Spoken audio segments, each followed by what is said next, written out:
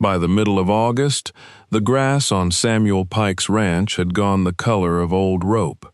It lay flat beneath a sky too wide and too white, brittle under the hooves of his cattle and sharp enough to cut the cuffs of his trousers. Wind came across the Wyoming basin, carrying dust instead of rain. It found every seam in the house, every crack in the barn boards, every place a man had failed to hammer tight. Samuel had learned to live with it. He rose before daylight, boiled coffee black enough to stain the tin cup, and ate whatever could be sliced from a sack or pried from a jar. Beans when he remembered to soak them. Salt pork when the flies had not reached it first. Hard biscuits bought in town, broken against the edge of the table. By sunrise he was outside. There were fences to ride, a windmill to coax, and 30 head of cattle that had begun walking farther each day for water. Samuel spoke to them more often than he spoke to people. The cattle did not ask why the east bedroom stayed closed. They did not notice the blue china cup in the cupboard, untouched beneath a veil of dust. The nearest neighbor lived 9 miles away. The nearest town sat 22 miles beyond that, a row of false-fronted buildings beside a rail spur and a creek that shrank each summer. Samuel went there only when the ranch made it necessary. On one such trip, the storekeeper watched him buy flour, coffee, dried apples, and another slab of salt pork. "You planning to poison yourself slow?" Mr. Pritchard said. "Or are you hoping to finish the work by winter?" Samuel set 2 coins on the counter. "I eat well enough." "You eat like a coyote." Samuel looked at him. The storekeeper lifted both hands. A man can say what he sees. At the print shop next door, Samuel paid 20 cents for 6 lines in the county paper. Cook wanted for remote cattle ranch. Room and board provided. Must be steady, clean, and unafraid of hard country. Apply by letter to S. Pike, Dry Creek Ranch. He wrote the notice without expecting much. Most women in town already had homes, husbands, or better sense. Most men who called themselves cooks drank too heavily to keep a stove lit. Samuel wanted someone who could make bread, keep a pantry, and leave silence alone. 3 weeks passed. Then one morning he found an envelope wedged beneath the ranch gate stone, left by the mail rider. The paper was cheap. The handwriting leaned forward as if every word had somewhere urgent to be. "Mr. Pike, I saw your advertisement for a cook. I have worked in kitchens, boarding houses, and private homes. I am steady and clean. Hard country does not frighten me. I can arrive on the northbound stage next Thursday. My name is Clara Bell." Samuel read it twice. There was no request for wages, no question about the room, no mention of references. He should have written back. Instead, he folded the letter and put it in his shirt pocket.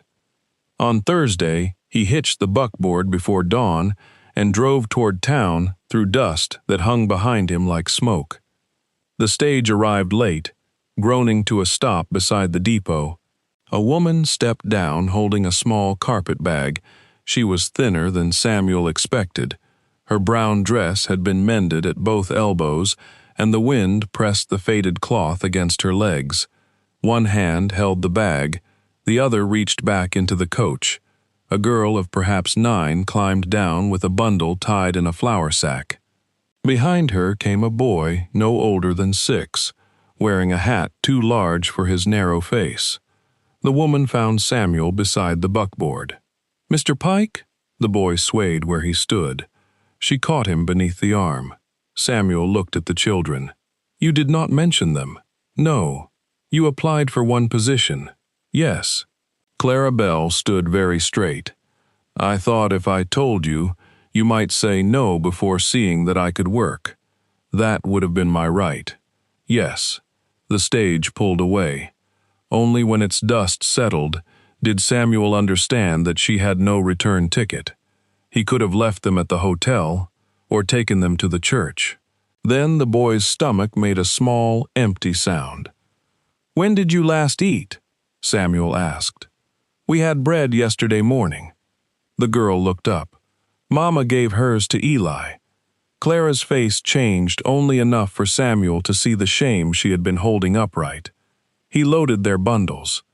"This is a meal and one night," he said. Not an agreement.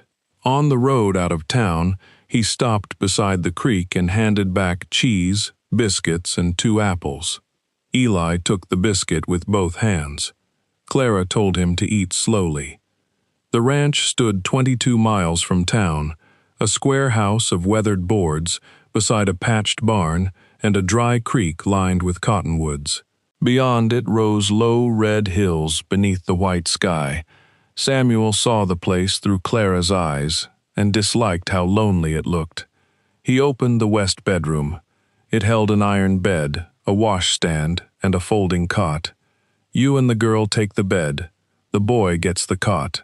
Clara set down her bag. "What time do you take supper?" "I don't." She looked into the kitchen. The stove was cold. Grease had hardened in a pan. Flour dust covered a shelf.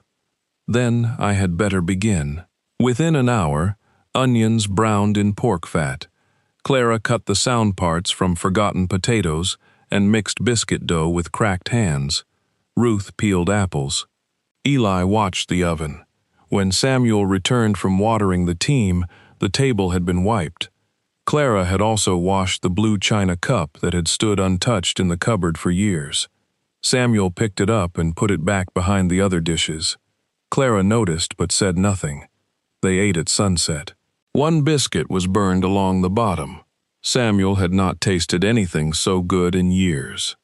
Eli finished first and watched Samuel's plate. Samuel slid half a biscuit toward him. After the children slept, Clara found Samuel on the porch. "I can cook, clean, mend, keep hens, and help with a garden," she said. "Ruth is useful. Eli will stay out of your way. A child should not have to earn the right to stay indoors." Her fingers tightened. "Sometimes they do. What happened to your husband?" "Fever. Last winter.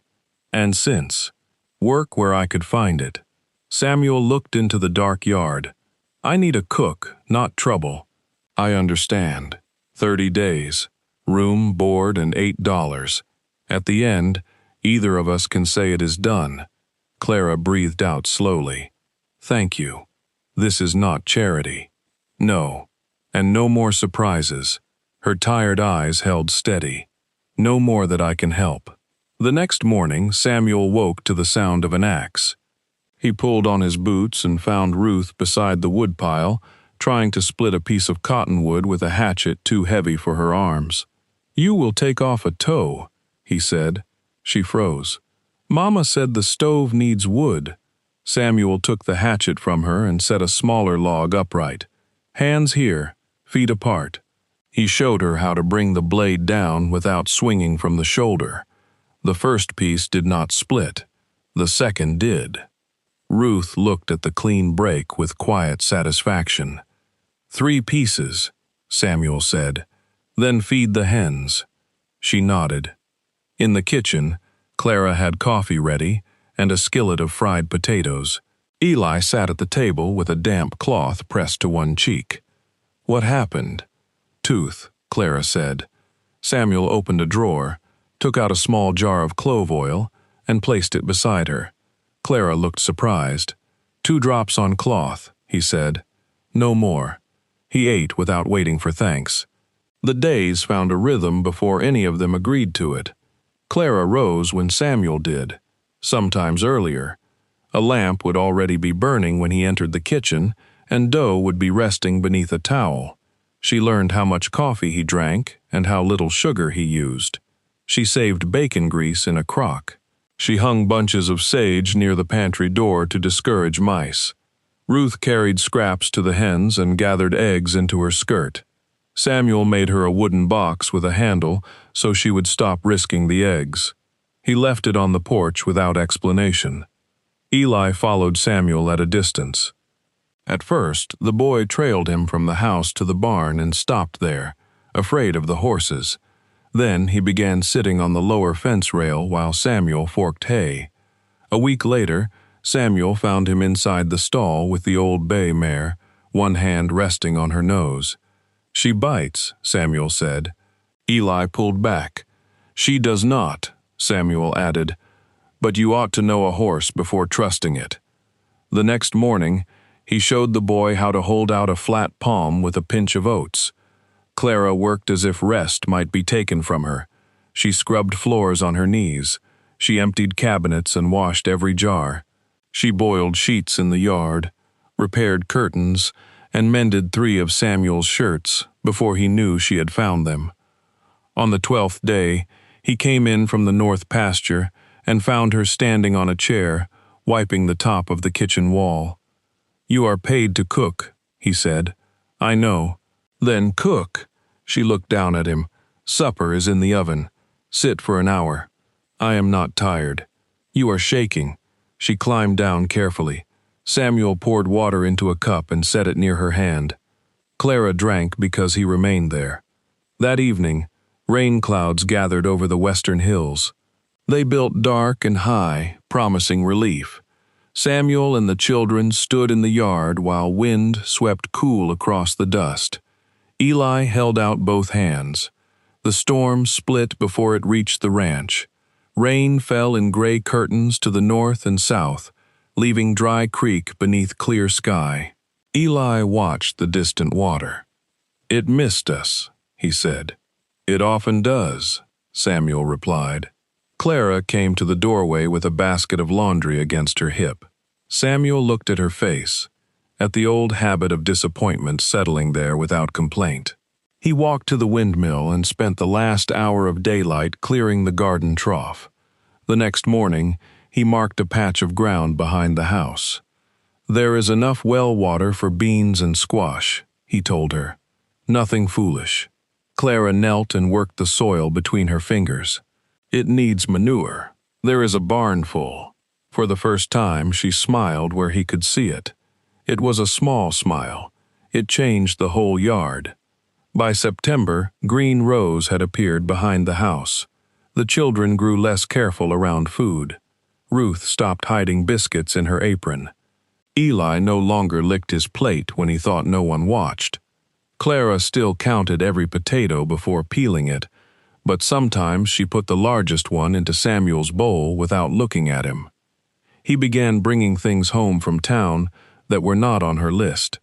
A jar of molasses, a length of blue ribbon, 2 slates and chalk.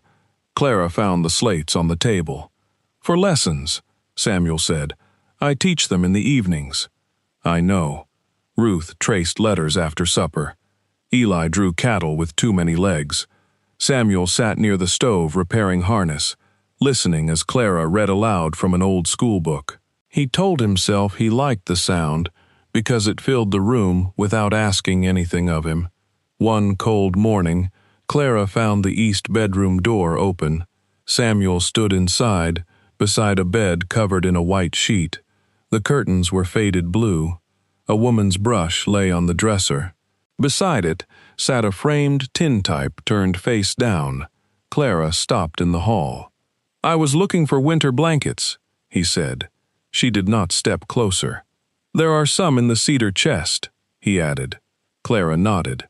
Later, when Samuel returned, the blankets were gone from the chest, but nothing else had been moved. That night, he set the framed picture upright. The woman in it had dark hair pinned high and one hand resting on the back of a chair. Her name had been Anna. She had wanted curtains in every room and peach trees beside the creek. She had died in that bed after 3 days of fever, along with the child she had carried. Samuel had closed the door before the ground froze. He had opened it again because Clara Bell needed blankets. October brought frost, then a wind that stripped the cottonwoods bare. Samuel moved the cattle closer to the lower pasture. Clara filled jars with beans and dried strips of squash near the stove. Ruth learned to milk the gentle cow. Eli learned to whistle through the gap where his bad tooth had finally come free. On the first truly cold night, Samuel returned late from checking a lame steer. Snow had begun to fall, dry and fine. The kitchen lamp glowed through the window. Inside, Clara had left a plate covered near the stove. Ruth slept with her head on the table beside an unfinished lesson. Eli lay curled on a rug with Samuel's old wool coat over him. Clara sat mending a tear in Samuel's glove. "You should have put them to bed," he said. "They wanted to wait." "For what?" She looked toward the door, as though the answer were there. "For you." Samuel removed his hat. He carried Eli to the west room. The boy stirred against his shoulder and caught one fist in Samuel's shirt. "Are the cows all right?" he mumbled. "They are." "Good." Samuel stood beside the cot until the small hand loosened. The 30 days passed without mention. Then 60. Then the first snow covered the garden rows and stayed. Clara's wages accumulated in a tin box inside Samuel's desk. Each month he counted the coins and asked if she wanted them. "Keep them safe," she said. He did. In November, a rider came from town. Samuel saw him crossing the Pale Basin before noon, broad in the saddle, wearing a black coat and a silver watch chain. Clara was rolling pie crust when he entered the yard. She looked through the window and dropped the rolling pin. "Take Eli to the bedroom," she told Ruth. Samuel stepped onto the porch. The rider dismounted. "Samuel Pike? That depends on who is asking. Harlan Voss. I own the Union boarding house in Cheyenne. I believe Clara Bell works here. What business is that of yours?" "She owes me money." Clara came through the doorway. "I owe you nothing." Voss smiled. "You left without notice and took $36 from my office. You kept my wages for 11 weeks. I kept the cost of your room and meals. You charged me for food you did not give my children." Voss glanced toward the house. "So they are here too." Samuel stepped down. "What do you want?" $36 plus my cost of finding her, or I take the matter to the sheriff." Clara went pale. Voss brushed snow from his sleeve. "The sheriff may also be interested in a widow traveling under another name. Her husband did not die of fever. He was killed after robbing a freight clerk. Bell was not even his name." Ruth had appeared behind her mother. Voss looked toward the child. "There are institutions for children whose mother cannot provide a proper home." Samuel's hands went still. "I will return in 4 days with the sheriff," Voss said. "Have my money ready, or have her packed." He rode away.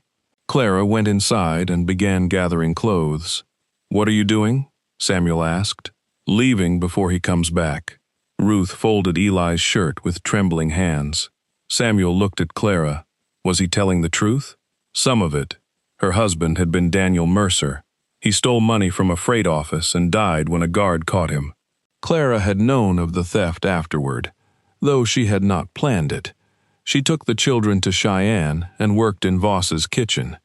He paid her once in 3 months, then claimed their room and scraps consumed the rest.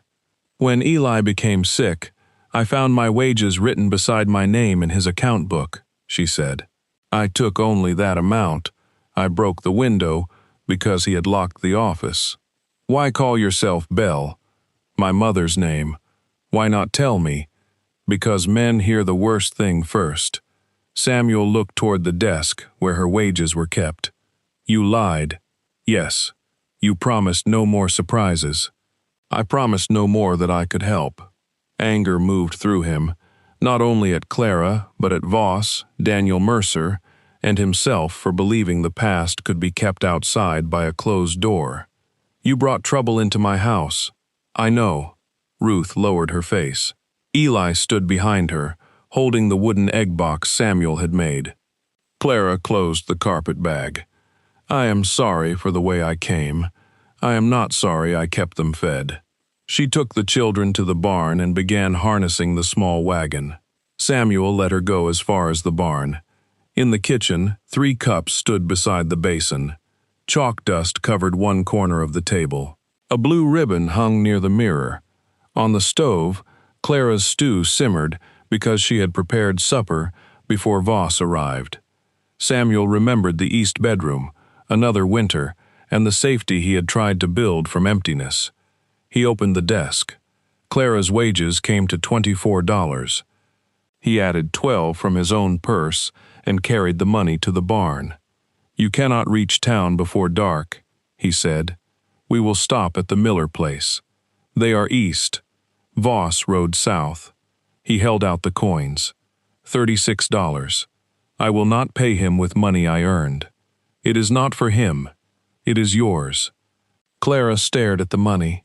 "You were paid $8 a month," Samuel said. "3 months. It has not been 3 full months." "Near enough." "What are you saying? That you will sleep in the house tonight. Tomorrow you tell me everything from the beginning. Then I decide what to do with Voss." "You do not owe me that." "No." Samuel looked at Ruth and Eli. "I advertised for a cook. I did not advertise for children or another man's trouble." Clara's fingers closed around the coins. "But the house has been warm since you came. Warmth is not a reason to risk your ranch. It is a better reason than most men have." After a long moment, she unfastened the harness. The next morning, Clara told him the rest. Daniel Mercer had been charming when she was 17 and restless. He promised California, then delivered freight camps, rented rooms, and debts. After Ruth was born, Clara learned to hide coins. After Eli, she kept a bag packed. She followed Daniel under false names because she feared him and feared being alone even more. When he died, she felt grief, relief, and shame together. Samuel listened at the kitchen table. "Voss's account book," he said. "Could anyone else have seen your wages listed? A kitchen girl named May. Would she speak, if he has not sent her away?" Samuel rose. "Bake enough bread for 2 days." He reached Cheyenne the next afternoon and found May working at a laundry near the tracks. Voss had dismissed her after Clara left. She agreed to speak before the sheriff and described the unpaid wages in his ledger. A deputy searched the boarding house office. The account book was hidden beneath a loose floorboard. Clara's name had been scratched out, but the figure remained. Voss returned to Dry Creek Ranch on the 4th day with the sheriff. This time, Clara stayed in the kitchen. Ruth and Eli sat at the table. No one was sent away. The sheriff removed his hat. "Mrs. Bell, did you take $36 from Mr. Voss's office?" "I did."